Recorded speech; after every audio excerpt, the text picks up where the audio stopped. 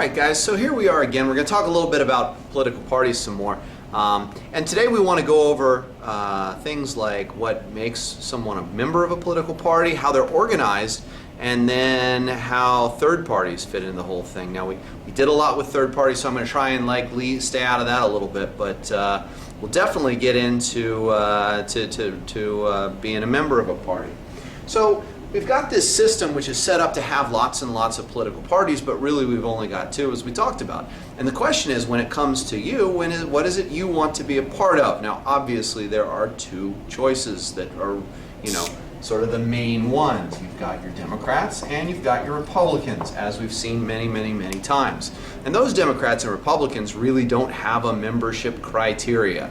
You don't need to show up for meetings, you don't need to give them money, you don't need to do anything in order to be a member of a political party in lots of places. Now, some states will require you to register. So I guess before I get into that, I should explain to you that parties exist. Both of these exist on three levels. There's a national party, there are state parties, and of course there are 50 of those, and then there are any number of local parties which are out there. Now, we're not going to worry too much about local parties in this class because this is a U.S. government class. But if you go on to study political science later in life, local politics become very big. In fact, that's where most people have the easiest time gaining access to politics. But it's those state parties that we're going to take a look at here, because within a state, within the states, each state party sets their own rules for their own state. And that sort of determines how you and I have to interact with that party. Some states are very rigid, some states are very open. The important thing to understand here is that all of this is very fragmented. In other words, these parties don't work sort of top down. The National Republican Party does not tell the state Republican parties what to do. And in fact, they might sometimes have interests which are completely at odds with one another. A national Republican strategy for the 2016 election might be to target those Hispanic voters that they couldn't get in 2012. Whereas state political parties, and to another extent local political parties, might not have that as part of their agenda at all, because their states might have very small Hispanic populations, or they might be able to win their elections without the Hispanic vote.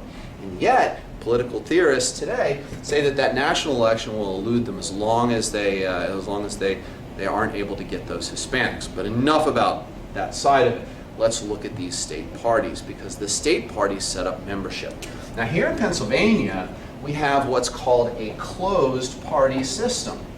When you register to vote, when I registered to vote, you're going to be asked to register with a party. So you're going to choose between Democrat, Republican, or other. There are certainly other choices out there. In some places like California, you could have as many as 5 or 7 different political parties to choose from.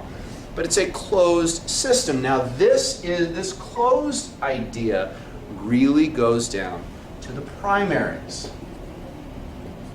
Primaries is something we're really going to cover in the next chapter, so I don't want to get too far into it, but I do want to make it clear that in a closed primary, you have to be a member of the party in order to vote in that primary. In other words, Democrats don't want to know what Republicans think when it comes to getting a Democratic candidate.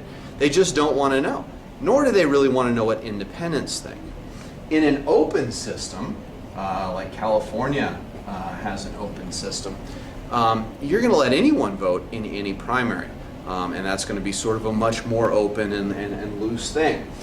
And so when you register with your party, that gets you a member, but you can change membership of a party without without formally registering with it. I can say that I'm a Republican one day and a Democrat the next, and for all intents and purposes, I've changed my party. And this is important because these days more and more people are declaring themselves, or at least calling themselves, independent. And independent, while we have quote-unquote independent parties, doesn't mean that you're completely independent. What it means is that you want to be a free thinker. You want to split your ticket maybe. Sometimes you want to vote for Democrats, sometimes Republicans, and maybe even on the same ballot, you're going to do different things. And that's a very important concept, because that ticket splitting is a major phenomenon that's really happened recently. It wasn't a huge part of politics before that. So anyway, that's really what the parties are all about and what party membership is all about. Now, when it comes to elections, I want to make a very clear point on this, because this is something the AP exam is certainly, almost certainly, going to ask you about. And that's the idea of critical elections.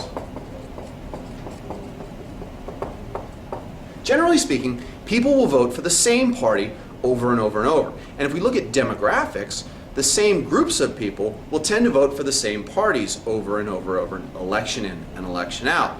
And sometimes those parties can count on that vote.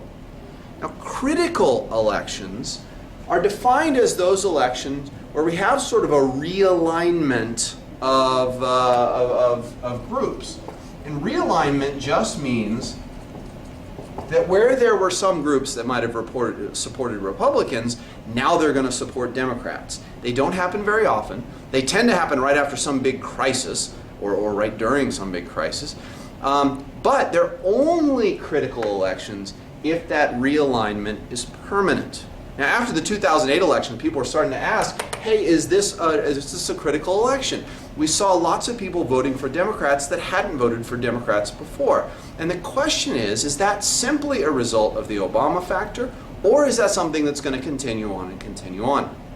Well, probably we won't know the answer to that for a number of years now. But it is important to know that that's still out there, and that might have proven to be a critical election in American history. Now, I'm going to shift for a minute and talk to you about third parties real quickly. Because whereas we've talked a lot about Democrats and Republicans, those third parties are out there for a reason. And I guess really two questions that we have to ask are, what are they? And why do they exist? Or why are they important? Well, as I've told you in class, let's just go over this one more time. There's really four types of third parties. Number one, and probably the most common type of third party, is the ideological party. All right? Now, this is a party that has a clear ideology for America. Something like a communist party, a socialist party, or something like that says we've got to completely change the way we do things. They're very common, and there are lots of them out there. The second the second type is a single issue party.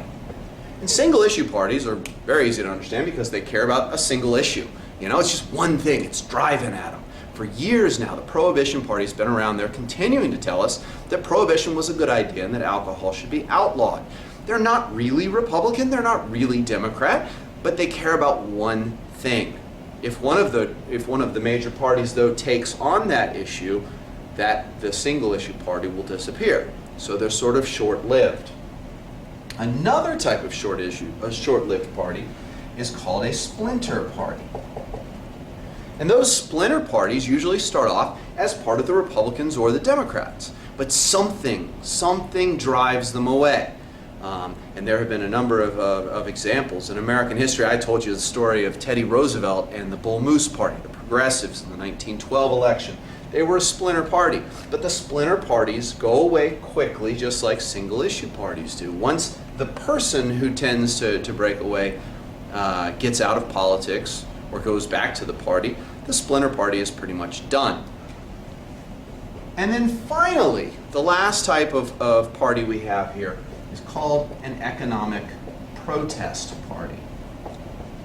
Economic protest parties exist in bad economic times, and they're going to go out there and say, hey, you know, there's really something that we need to do differently in terms of the economy, change the tax policy or redo tariffs or something like that. Again, they're not very permanent because as soon as that economic crisis goes away, they tend to go away. So now that we know what they are, the question is, why do they exist? Well, I want to say the most important reason that they exist is they're a good outlet. It prevents revolution. These people have a place to go. They have a place to express their views. They have people who can be like-minded individuals, but they don't have to take to the streets with arms. And that's probably a good thing, I'm thinking, you know? We don't have to worry about a building blowing up because the American Nazi parties don't have the ability to set up their own party. You know, any party could certainly go there. So why? There's an outlet. The other why is that they can be sort of policy, what do I want to say, explorers, I guess. In other words, they can go out there and they can advocate for policies that maybe the Republicans and the Democrats just can't do it. Their base, their voters won't want to be a part of it. And yet with these little parties, maybe they can go out and say, hey, let's try something completely different. And let's put it out there in front of the American people and see if it works. If it does, guess what? The Republicans and the Democrats take it on. But the other reason that they can exist is they can exist because this is simply an expression of our freedom. The First Amendment guarantees us the freedom of speech and the freedom of assembly. And these parties sort of illustrate both of those. Because these people are coming together and they're saying, hey, it doesn't matter to us that we're never going to win an election. It doesn't matter to us that the system is against us. We're going to come together anyway. The reality of these parties, guys, is that they're not going to make an electoral difference unless it's as a spoiler. And as a spoiler, what they can do is they can take away votes from one of the two major parties and thus throw an election. And I've talked to you about the case of the 2000 election, the Green Party. So basically, that's it. Political parties in a nutshell. I hope this has really helped, and I hope you guys are getting ready for tomorrow's test. Have a great day.